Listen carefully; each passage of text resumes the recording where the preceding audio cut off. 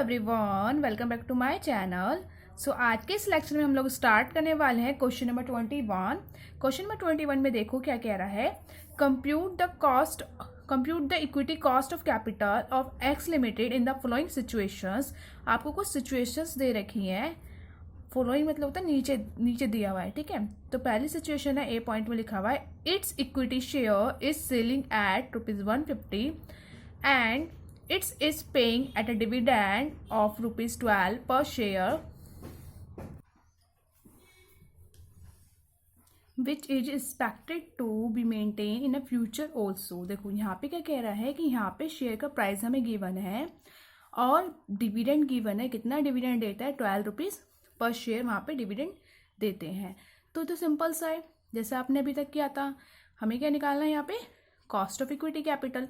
तो आपने किया था ना last, dividend upon P0 into में 100 प्लस ग्रोथ नहीं लिखना, क्योंकि यहाँ पे ग्रोथ का जो रेट है वो गिवन ही नहीं है। तो जो आपने स्टार्टिंग में मेथड से किया था, डिविडेंड यील्ड मेथड, उसी से ये हो जाएगा, ठीक है।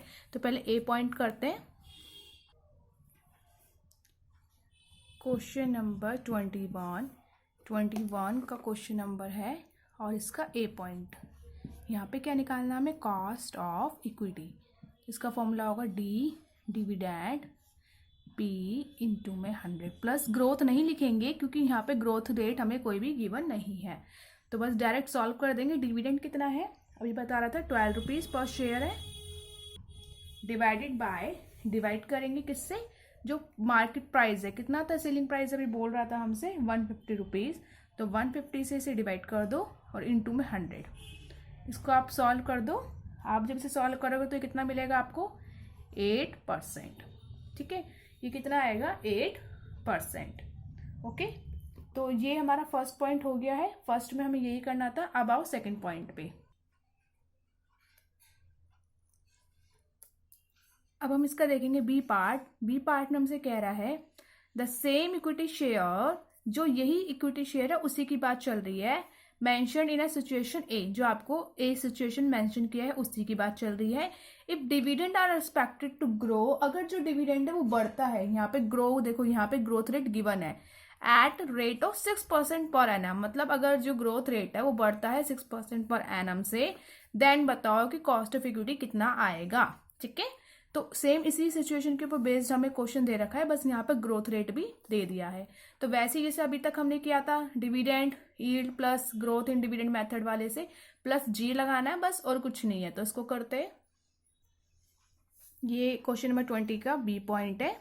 यहाँ पे हमें क्या कह रहा है कि आपको कॉस्ट ऑफ इक्विटी कैपिटल निकालना है, जिसका फॉर्मूला होता है D1 अपॉन P0 इंटू में 100 प्लस में जी माने ग्रोथ। तो ये हमें कैलकुलेट करना है। सबसे पहले हम डी निकालेंगे, यानी कि डिविडेंड कैलकुलेट करेंगे। डिविडेंड होता है D0 1 प्लस में जी। ये हमारा फॉर्मूला होता है डिविडेंड कैलकुलेट करने के लिए। इसके अकॉर्डिंग हम सभी वैल्यूज को पुट करेंगे। डिविडेंड कितना गिवन था? ₹12। हमें ये सिचुएशन ए के अकॉर्डिंग ही करना है, ठीक है। सिचुएशन ए में हमें ₹12 डिविडेंड गिवन था ना पर शेयर, तो वही उसी के अकॉर्डिंग लिखना है। 1 प्लस ग्रोथ रेट कितना कह रहा था? 6%। तो इसको डेसिमल में लिखते हैं, 0.06 हो जाएगा 6%। आगे इसको सॉल्व करेंगे। सोल्व आपको ऐसे नहीं करना कि आप सोचो 1 में प्लस कर देता हूँ 0.06 देन मल्टीप्लाई, नो। आपको ब्रैकेट से सॉल्व करते हैं ना, 12 multiply 1 is 12, then 12 multiply by 0.06 कितना आएगा? 0.72। देन इन दोनों को प्लस कर दो, 12.72। ये आ गया आपका डिविडेंड, ठीक है। डिविडेंड मिल गया। अब इसको फॉर्मूले में सारी वैल्यूज को पुट कर देना है। तो अब हमने जो फॉर्मूला लिख रखा था इसमें वैल्यूज पुट करेंगे और डिविडेंड कितना है? 12.27। तो इसको मैं इरेज कर रही हूँ यहाँ पे। अब मैं फॉर्मूले में वैल्यूज रखूंगी। डिविडेंड अभी हमने कैलकुलेट किया 12.72। कॉस्ट ऑफ इक्विटी तो हमें निकालना ही है, तो ये तो ऐसे ही रहेगा, KE लिख सकती हूँ मैं यहाँ। देन P0 गिवन है, कितना गिवन है? 150 और इंटू में 100 ऐसे ही रहेगा। और ग्रोथ कितना है? 6%, तो यहाँ लिखेंगे 6%। ओके, अब इसको सॉल्व कर दो। आपको सॉल्व कैसे करना है? इसको डिवाइड कर दो, या आप चाहो तो इंटू कर दो। 12.72 को डिवाइड करो 150 से, इंटू में 100 और प्लस कर दो 6, तो कितना आएगा? ये परसेंट में आता है तो इसलिए परसेंट प्लस परसेंट कर रहे हैं, ठीक है। आपको ऐसे नहीं करना है कि इसको सॉल्व किया उसका 6% निकाल दिया, नो नो, ऐसे नहीं करना है। यहाँ इंटू थोड़ी है, प्लस करना है। तो ये जो कैलकुलेट होकर आएगा, जैसे ये लगभग 8.48 आएगा, इसमें आपको 6 को प्लस करना है क्योंकि ये परसेंट में और ये भी परसेंट में आएगा, इंटू में 100 लिखा है ना, इसलिए। तो आप इसको प्लस कर दो, कितना हो जाएगा? ये 14.48%। यही हो जाएगा हमारा आंसर। आप देखेंगे इसका सी पार्ट। सी पार्ट में क्या कह रहा है? An equity shares of Z limited is selling at 240। Selling कितने पे करता है? 240 पे। ये क्या हो जाएगा हमारे लिए? मार्केट प्राइस है। The earning per share is 40। जो अर्निंग पर शेयर कितना है? 40 rupees, of which 50% is paid dividend. Earning per share कितना है? 40, जिसमें से 50% क्या करते हैं? डिविडेंड देते हैं। तो 40 का 50% कितना होगा? 20 रुपीज, हाफ कर देंगे तो ये क्या आ जाएगा? डिविडेंड। आगे हमसे क्या कह रहा है? Company's earning are expected to grow at 10% per annum. यहाँ पे देखो हमें ग्रोथ रेट के लिए भी हिंट दिया हुआ है कि जो कंपनी का जो अर्निंग है उसका जो ग्रो होता है वो 10% पर एनम होता है, ठीक है। तो यहाँ पे जो डिविडेंड के लेके की जो ग्रोथ है वो कितना हो जाएगा? 5%। अब आप कहोगे मैम 5% कैसे हो जाएगा? देखो मैं आपको बताती हूँ। सबसे पहले एक काम करते हैं, हम अपना फॉर्मूला लिखते हैं। हमारा फॉर्मूला क्या था? कॉस्ट ऑफ इक्विटी D1 यानी कि डिविडेंड अपॉन में P not means market price into में 100 प्लस में ग्रोथ। यहाँ पे तो ग्रोथ आएगा क्योंकि ग्रोथ रेट गिवन है। अब हम क्या करते थे? सबसे पहले D निकालते थे, D1 यानी कि डिविडेंड निकालते थे, जिसका फॉर्मूला होता था D नॉट 1 प्लस में G। ये छोटा सा फॉर्मूला है डिविडेंड की कैलकुलेशन के लिए। अभी डिविडेंड मैंने बताया कितना होगा डिविडेंड। डिविडेंड के लिए क्या कह रहा था कि जो 40 है,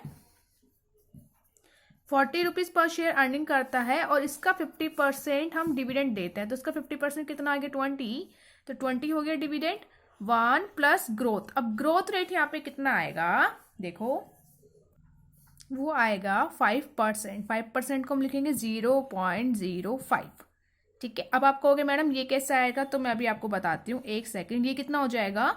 20 की मल्टीप्लाई 1 से करोगे 20 आएगा, और ये कितना बन जाएगा? इसकी मल्टीप्लाई करोगे तो 1 आएगा, देन इज 21। तो डिविडेंड हमें मिल गया 21, ठीक है।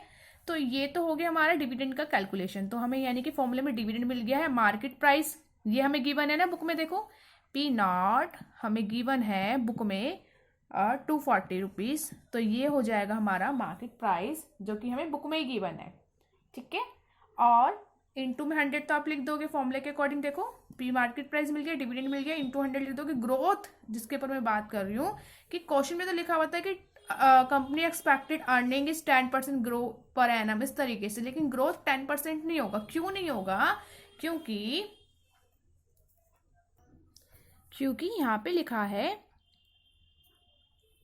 Company's earning are expected to grow 10% per annum. जो कंपनी की अर्निंग है वो 10% अर्न करती है पर एनम के हिसाब से। तो इसका मतलब कि जो ग्रोथ है वो, एक सेकेंड, जो ग्रोथ रेट है वो 10% है, और जिसमें से जो ग्रोथ रेट है, देखो मैं यहाँ लिखती हूँ पॉइंट, आप एक बात समझना। यहाँ पे लिखा हुआ है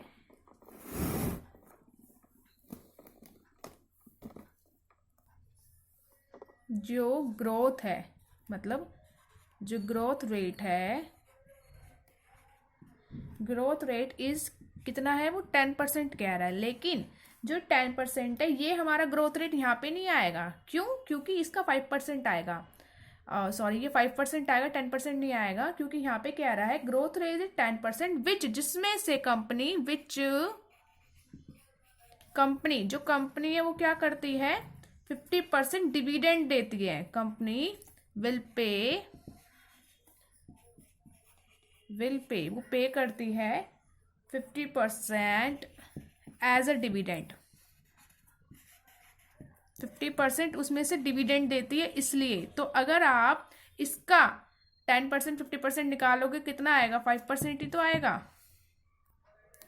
मतलब आपको क्या करना है, जो 50%, क्योंकि उसका हाफ देता है ना, 50% का 50% ऑफ 10%, ऐसे लिख सकते हो आप। हाँ, 15% ऑफ 10% इज कितना आ गया? ये 5%, ठीक है, तो ग्रोथ रेट आप यहाँ पे क्या लिखोगे 5%। ओके, समझ गए। तो यहाँ पे इसलिए हम ये रीजन है यहाँ पे 10% नहीं आएगा, क्योंकि मैंने 0.05 वहाँ इसलिए लिखा, ये देखो यहाँ पे 0.05 इसलिए लिखा गया था क्योंकि कंपनी उसमें से 50% देती है, 50% का आप 10% निकालोगे देन आएगा आपका 5%, और 5% को डेसिमल में 0.05 लिखते हैं। तो ठीक है, तो ये तो हमारा डिविडेंड आ गया। मार्केट प्राइस हमें गिवन है 240। ठीक है, ग्रोथ आपको पता चल गया 5% लिखना है। अब हम इसको जो डिविडेंड हमने निकाला है इसको इस फॉर्मूले में पुट करेंगे, सभी वैल्यूज को सॉल्व कर देंगे। तो अब इसे सॉल्व कर देते हैं। फॉर्मूले में सारी वैल्यूज लिखते हैं पहले, ये मैंने इसे इरेज कर दिया। अब जो हमारा फॉर्मूला है उसी के अकॉर्डिंग हमें वैल्यूज लिखनी है। जैसे यहाँ पे क्या गिवन है, डिविडेंड अभी हमने कैलकुलेट किया था, कितना आया था, यहाँ पे कॉस्ट ऑफ इक्विटी ऐसे रहेगा। डिविडेंड अभी हमने कैलकुलेट किया था 21 आया था, तो 21 अपॉन P0 इंटू में 100 प्लस ग्रोथ यहाँ लिखोगे आप 5%।